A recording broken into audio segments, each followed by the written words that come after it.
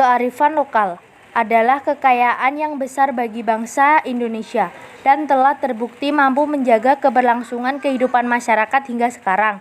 Bentuk kearifan lokal. Kearifan lokal berwujud nyata. 1. Tekstual, jenis kearifan lokal yang dituangkan dalam bentuk catatan tertulis seperti kitab tradisional primbon, kalender, dan prasasti. 2. Bangunan atau arsitektural. 3. Benda cogar budaya atau tradisi.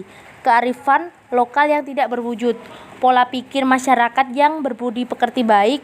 2. Perasaan mendalam terhadap tanah kelahiran. 3. Tabiat atau bentuk perangai masyarakat pada daerah tertentu. 4. Filosofi hidup masyarakat yang mendarah daging. Sumber kearifan lokal bersumber pada faktor manusia, bersumber pada faktor budaya, bersumber pada faktor agama, bersumber pada faktor alam. Tradisi lisan adalah kebiasaan masyarakat yang hidup secara lisan. Tradisi lisan tidak hanya mengandung legenda, mitos, atau dongeng.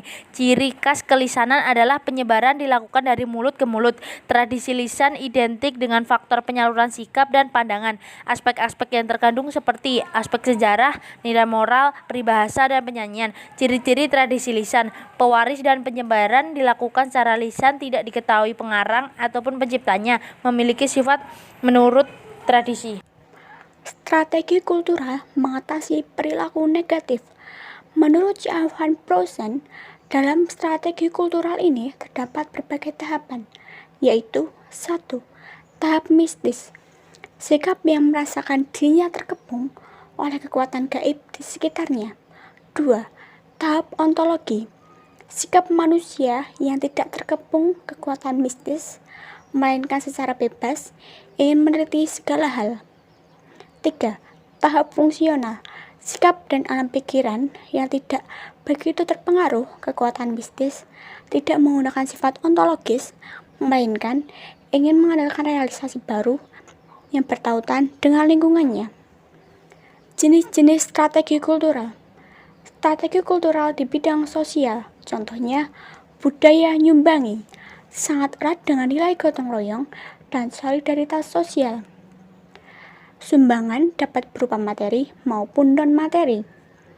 Strategi kultural di bidang agama, contohnya tradisi nyadran, secara tidak langsung dapat meningkatkan keakraban dalam keluarga.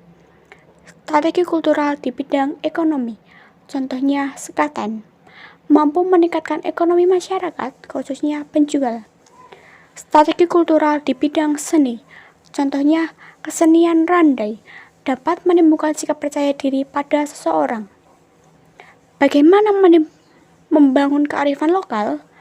Kearifan lokal juga dapat dikatakan sebagai usaha yang menggunakan akal budinya untuk bertindak dan bersikap terhadap suatu objek atau peristiwa yang terjadi dalam ruang tertentu.